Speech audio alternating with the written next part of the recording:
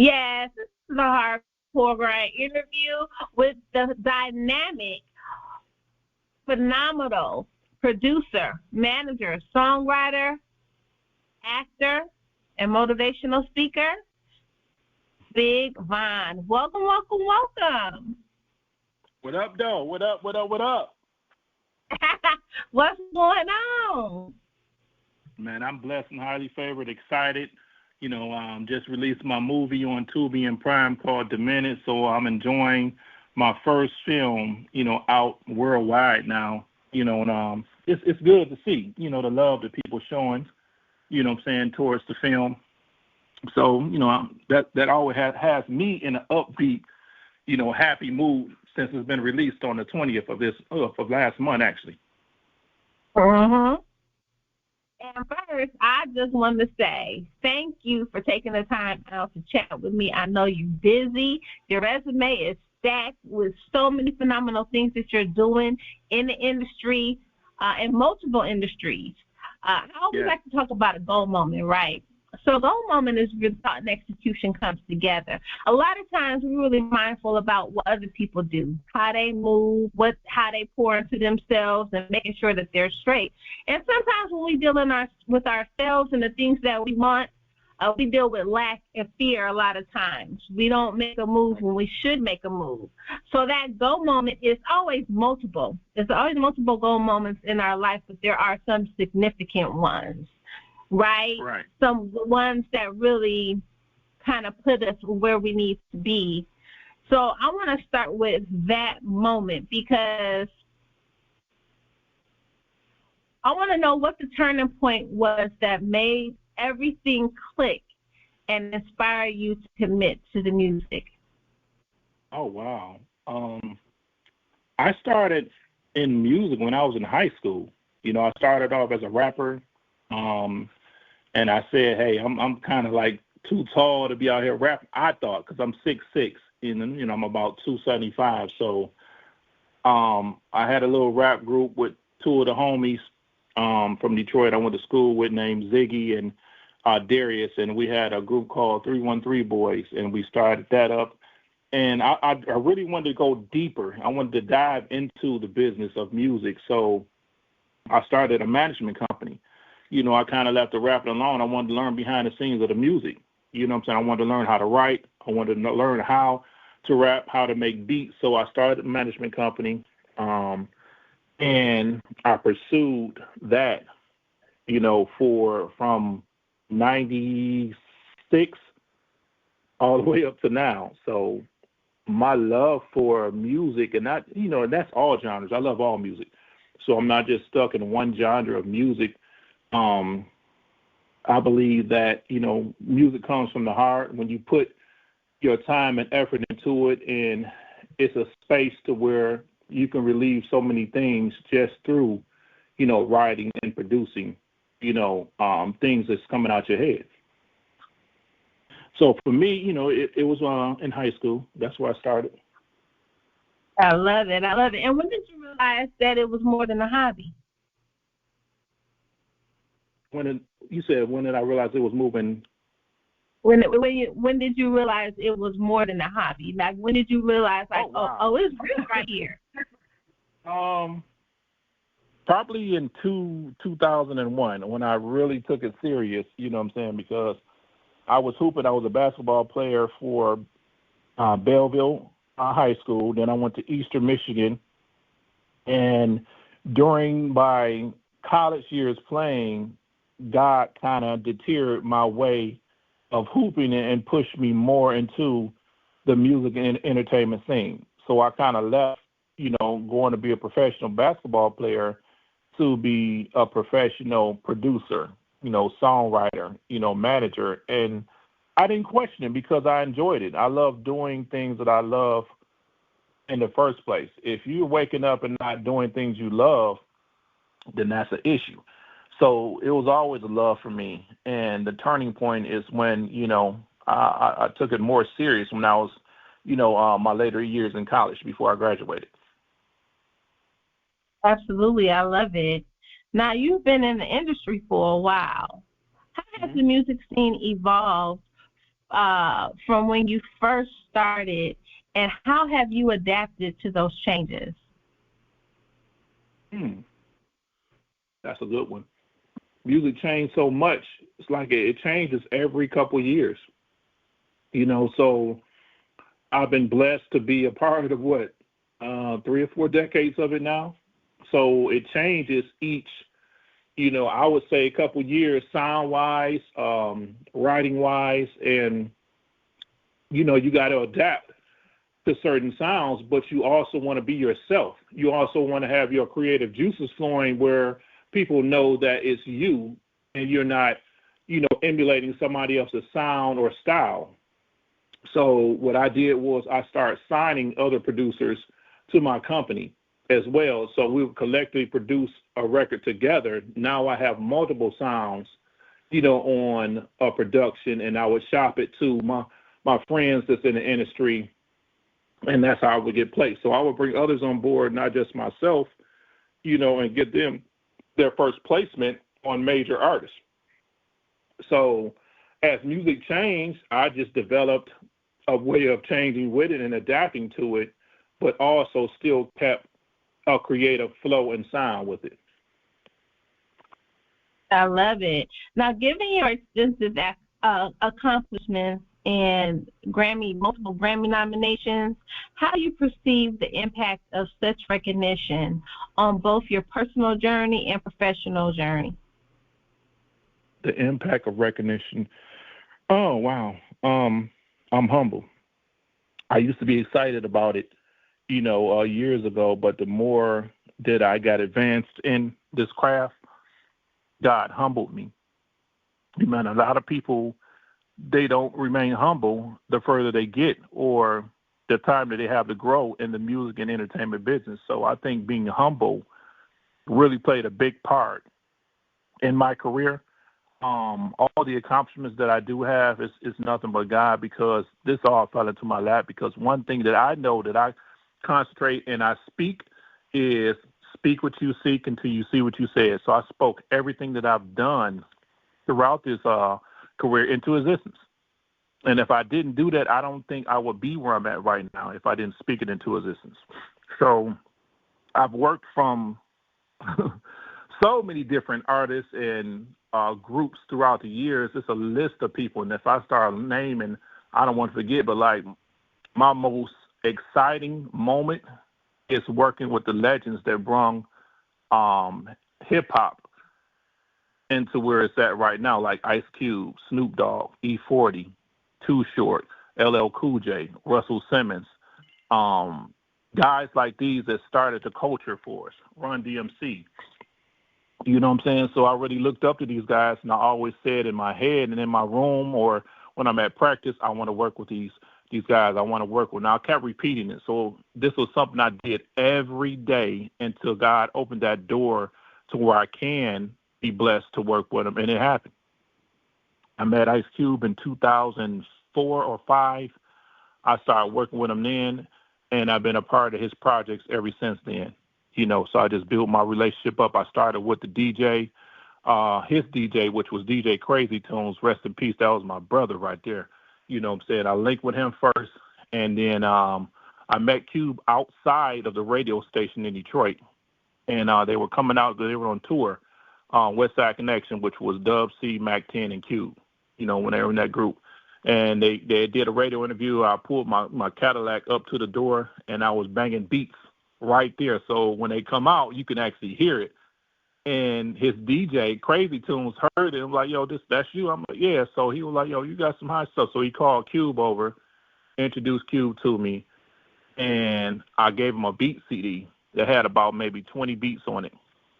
It was beats from me, my producer, Symphony, and about maybe a month later, Tunes hit me up and said, hey, Cube want to use 2 of the tracks for his album.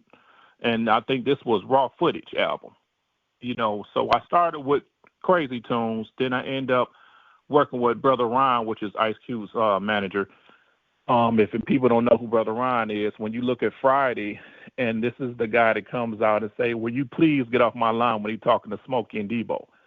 So that's Brother Ron right there. So I built a relationship with him. And then one day Ron called me and said, hey, Q, I want you to come to the set of Ride Along. This was the first one.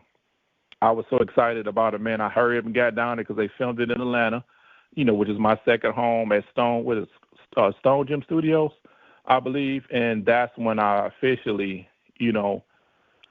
exchanged numbers with Cube, and we started talking directly. So it's steps and it's levels you got to go through in this business. The same thing with Snoop. When I met him, he gave me his number direct. I actually met Snoop 23 years ago. He had stayed at the Hilton Hotel in Detroit. And I met Snoop then, hung out with him, got to, get to know him. And he remembered that when I ran back into him. And I built my relationship from then, too. So it's just really having the relationship. And I tell people this all the time. Build your relationship because that relationship will take you a lot further than you think. Don't worry about the money because the money will come. A lot of these young producers and artists and, writers, they don't know that because they're so quick wanting the fame, first and not building that relationship that's needed. I love it. I love it. Now, with your experience in both songwriting and producing, what comes first for you, the beat or the lyrics? The beat first, because you got to have something to bob your head to and something to write to. It's kind of hard for me, I'm not going to say for anybody else, to write something without hearing that beat first, because the beat is everything. It's the hook in the beat that sells the beat. So your hook and, whatever sounds you got in that track, that, that's what's going to sell it. Just like when I'm giving, beats to artists. As soon as they hear the beat, they're like, wow, this is dope. You know what I'm saying? And they start out with the beat. And if it got a hook on it already, that's even better. It's less work for them. So I think that the beat does it for me before I get into the writing aspect of it. Absolutely. Now, how did you transition from music into acting and directing films? Well, I just got into that recently, and my inspiration came from Ice Cube. Being on the set of Ride Along, being on the set of Barbershop. Once I seen how a movie was being made, that inspired me, and I went out and bought my own cameras. I bought 2 Red cameras, a Komodo, and I just bought their newest one, the Raptor, and I started filming 4.5 years ago. So we were filming during COVID. You know what I'm saying? I just made sure everybody around me was protected. I kept a small camp of people, and we started filming in Atlanta, and it worked my way up to shorts. Once we did the shorts, I got into full feature, and then I started filming comedy. So I pretty much used my friends and my relationships with people in the industry, and that's what really, got me to where I'm at now. Is my relationships, and then, like I said, the inspiration that Ice Cube, had over me with his films and being on set. That's what really pushed me to get into it more. So, and then by me knowing how to do production, and then also I have a producer that that's signed to me that I work with named Sean Ski, and me and Sean, go back and forth on a lot of different ideas in production, and I have him a part of a lot of different projects that I work on. So I'm not going to take the full credit for everything. I do have, 3 other producers that I work with, and we collectively make things and make hit records and shop them and do soundtracks, commercials, whatever the vibe is or a client wants, we can get it done. Absolutely. Now, your current film that you have out now, Demented. Tell us a little bit about that project and how it came about. Oh, wow. I woke up one morning and I had an idea for a film. Now, mind you, I'm kind of old school. I don't know if you remember The Twilight Zone. That was one of my favorite shows. And then there was a show called American Horror Story. Then there was another show called I Got a Story to Tell, which is recent, that came out, I think, about 2 years ago. So those 3 shows right there really pushed me to work on Demented. Demented is a 5-tale series is shot just like you would say the Twilight Zone, how they got it broke up in different episodes, and some could be short and then some could be long. That's how I shot Demented. The Jacket is the first episode, and it's about it's kind of like a psychological thriller. I'm playing the doctor from back in the 1950s who have a generational curse jacket that was passed down to him, and then I passed it down to my grandson, which is played by Donnell Clayton out of Detroit. He's one of the a known actor from out of Detroit, Michigan. The story came about was the jacket is cursed. They didn't know about it. When Donnell got a hold to it, he started seeing clients, and the clients that he's seen, when he spoke to them about their issues, it amplified their issues even more when they touched the jacket. So it was like, kind of like a form of mind control. If you touched the jacket or shook his hand, the jacket would glow, and that's when you know that the patient will go out and do something more than what they came to talk to the therapist about, which was Donnell. When Donnell found out about it, I wrote him a letter that was passed on in his briefcase, and he went to read it, and of course, it's me narrating the letter, telling them about the jacket after the fact. So it has its little twists and turns. I wouldn't put it in a horror category. I guess everybody's put in horror because of my look that I designed for it. And then I brought in my partner, Nella Wright. She helped me really bring it to life, and bringing the story to where it's at right now. After that, we have Killer Vision, which takes place in a home, one location. It was about a killer that came that they actually manifested. So they were having vision board night for this particular episode, and they were manifesting things they wanted to do in the future. And one of the guys, that's playing one of the roles, Tattoo Man Page, he's a comedian and actor from out of Detroit as well, manifested a serial killer, but he was jokingly doing it, and he manifested him to life. And the serial killer came and was trying to kill his friends, but he was doing it in a jokingly manner, but it came to light by him manifesting it. And at the end of it, all his friends died except for him, and it was kind of like a dream sequence where he woke up out of it and seen all of his friends laying around dead from the serial killer, which is played by Bigg. And this is the muscle-bound guy that be dancing and eating food. He's playing the serial killer in this particular episode. There's also Funny Salesman. I don't know if you're familiar with Funny Salesman. He's another comedian, actor, influencer that's real big. Bigg was in there. Tattoo Man Page. Donnell Clayton again. He's also in Eddie Murphy's new movie, Axel Foley. So that was the second episode. The third episode is called The Actress, which is a crazy woman that's stuck in one role. So she goes to auditions, and the role she's auditioning for, she actually does it in real life. So she was auditioning to be a serial killer, not knowing that she just killed her boyfriend before she came to this audition. So at the audition, they think that she's acting out the role, but this is something that she just actually did before she came to audition. And that's played by Tiffany Trio Scott, another actress from out of Detroit. She's in, a bunch of great movies that's on Prime, Tubi, and BET. The fourth tale is The Janitor, played by Alfonso Settles. Alfonso is in a bunch of great movies as well.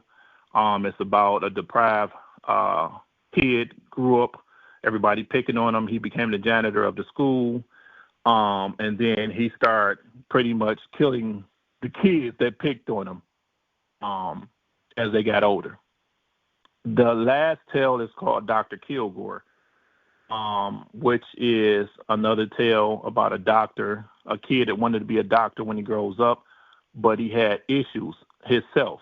So he would take the issues that he had and bring them to light by selling organs on the black market. So his patients he would operate on, and he would take their organs out and sell them on the black market. No one knew about this besides his assistant and his other partner that was doing his operations.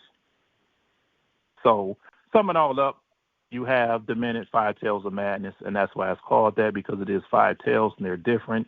Amazing cast, amazing crew. These are all things that I thought of, and I brought my team together, and we released it. And where can everybody see this dynamic movie? The minute Five Tales of Madness is on Tubi, Prime as of right now. It will be on other streaming platforms in the next couple of weeks, Peacock, Freevee, and a few others. But right now, you can go to Tubi and check it out. Type in The Minute, and it should pop right up. You will see my character, me playing the therapist, and go stream it from there. Absolutely, I love it. Now, as a motivational speaker, you've been vocal about the importance of hustle and hustling and staying grounded. What's the biggest piece of advice that you would give anyone that wants to break into the entertainment industry on any level? Oh yeah, I've been waiting for this moment, because this is something I told myself. Never give up on your goals and dreams. Always bring them to reality. Never wait for an opportunity. Get out and create one. And my slogan is, speak what you seek until you see what you said. When you do those three right there, there's nothing that can really stop you. Always, keep God first and pray daily. And those are the things that I did to keep me where I'm at right now, to pursue into acting and filmmaking. So anybody that's trying to become an actor, a filmmaker, a producer, just believe in yourself, because if you don't believe in yourself, nobody else will. You know what I'm saying? So when you hear a no, you're going to hear a yes. And I tell people this all the time. You may hear 3 or 4 no's, but you're going to get that one yes that can put you in position to change your whole life and reality. So anybody that's striving to be great in what they do, just believe in yourself, keep God first, never give up, and never, take the word no. You know what I'm saying? Because there's going to be plenty of times where somebody tell you yes, and they'll bring you into fruition to bring your dreams into reality. Yes, absolutely.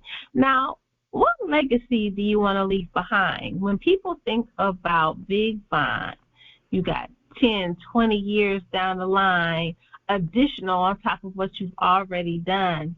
What do you want them to remember? God-fearing, a man that was about his business, that spoke everything he did into existence, and that's what he want to see anybody else do, is just believe in themselves and speak the things they want to do in life into existence. When you practice that, I had a vision board. So, that's something that I would suggest. Get you a vision board and write down the things you want to do in your career and in your life, and try to accomplish 4 things within that week. So by the end of the month, you have a total of what? If you do 4 each week and you got 4 weeks, you have those things you accomplish for the month. And that's what I did. So that's what really pushed me. I stayed on myself. And the only person that can really take you down or stop you is yourself, nobody else. You know what I'm saying? And sometimes people got to hear that from people that they don't know. No one can stop you from being who you want to be in this life but you. And that's the legacy I want to leave behind, that I helped everybody out that I can and was able to do it comfortably and knowing that they achieved their goals and dreams. I love it. I love it. Now, the ultimate question, and it's always a big controversial question. What is the biggest difference between rap and hip-hop?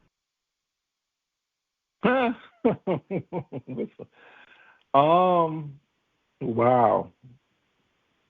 So the difference between rap and hip-hop is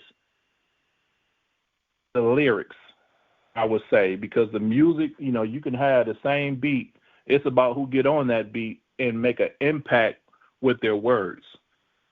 There's plenty of rappers out there, but are there plenty of people that molded and cultivated hip-hop? There's legends that's left. that done that, and there's not too many that you would call legends besides the ones that I named that started hip hop. But it's so many rappers that say they can rap, and when you listen to their music, in my opinion, it's trash because they're not talking about anything that's going to be beneficial to you or something that you can take from that, a message that, you know, that will motivate you to be better. And some of the music there, I'm not going to say all of it. So yeah, it's a big difference between rap and hip hop. Real hip hop is what it is. You're going to feel it, lyrically, and that's my discernment or definition of rap and hip hop. And the only way you would actually feel hip hop is listen to the people who started it. That's my opinion. And it's nothing against none of the new age rappers today, but the legends paved the way for some of these rappers today to be in the position they're in. And if it wasn't for guys like Ice Cube, Snoop, LL Cool J, Run DMC, Kool and the Gang, the Fat Boys, Biz Markie, DJ, I can go on and on and on. These are guys that's been in the game 40, 50 years. Hip hop today, it should be 60 plus years old, so I just look at it, always pay respect to the founders of hip hop, the people who opened up the doors, for you to be where you at in your career right now. Absolutely. I love it. Now, from producing hits to managing careers, acting, producing, movies, motivational speaking, tell everybody what's next for BiggVon. More movies, podcasts I'm starting, and that will be live and up and running the top of the year. My own documentary on hip hop. So that will be the first three: more movies, my documentary, my podcast, going into a lot of the different cities and different hoods and just giving them a positive message. I got a brother that I work with named Terrence Burney, and he has a message called "We See Greatness in You." And he goes around the world and pushes this greatness message to everybody. And that's positive. So I always want to be positive in whatever I do and get that message to the younger crowd and to peers my age to be great in whatever you do. So, that's the biggest thing for me. When you're putting out anything today, make sure it's something great and something people can take from and learn from it. I love it. Well, I appreciate you coming through, sharing your time, your space, and your energy with me. I want you to shout out all of your social media and remind everybody again where they can watch your movie. Yes, ma'am. I appreciate you as well. Well, guys, you can go check out The Minute, 5 Tales of Madness on Tubi and Prime. Type that in. It should pop right up. Also, you can follow me on I Am BiggVon, I Am BiggVon, on Instagram, and then my film page, Corporate Culture Films, on Instagram, and then my website, corporateculturemarketing.com. You can reach out to me on any of those social media platforms, and I'll be sure to get back with you, whether it's to do with filming, music production, writing, commercials, music videos, any of that. I specialize in it all. Make sure you go stream The Minute. We'll look out for Toxanity, my next film that's dropping this month. Also, my comedy series, Twisted Humor, with an array of celebrities in that. My next two movies, To the Hard Way, and my faith-based movie, God Led Us. So, yeah, check me out. Support me. I support you. Everybody go stream The Minute right now, and I thank you and appreciate this time and coming on. Absolutely. You have a great night.